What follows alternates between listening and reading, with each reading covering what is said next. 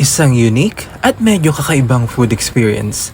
Alam natin na kapag sinabing tinapa, isda agad ang naiisip natin.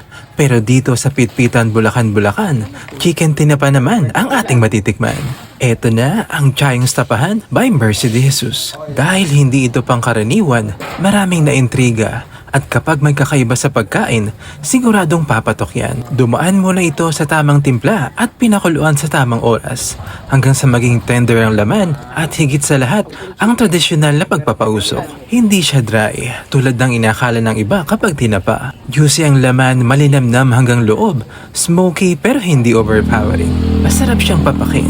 Perfect ding isabay sa kanilang atsara at pwede rin itong ipares sa mainit na kanin. Nagustuhan ito ng mga customers dahil sa smoky at masarap na flavor. Ang lasa ay medyo iba sa nakagawian ng tinapang isda at nagbibigay ng bagong karanasan sa mga mahilig sa tinapa. Nag-inuman nga daw po sila, tapos birthday, ganyan. Nag-try lang po siya ng isang chicken na natiran niya. Ayun po, pinatikim niya sa iba, nagustuhan naman po, kaya ayun. Noong una, konti-konti lang po, nilalagay lang sa gilid ng paninda namin. Hanggang sa lumakas po lang lumakas.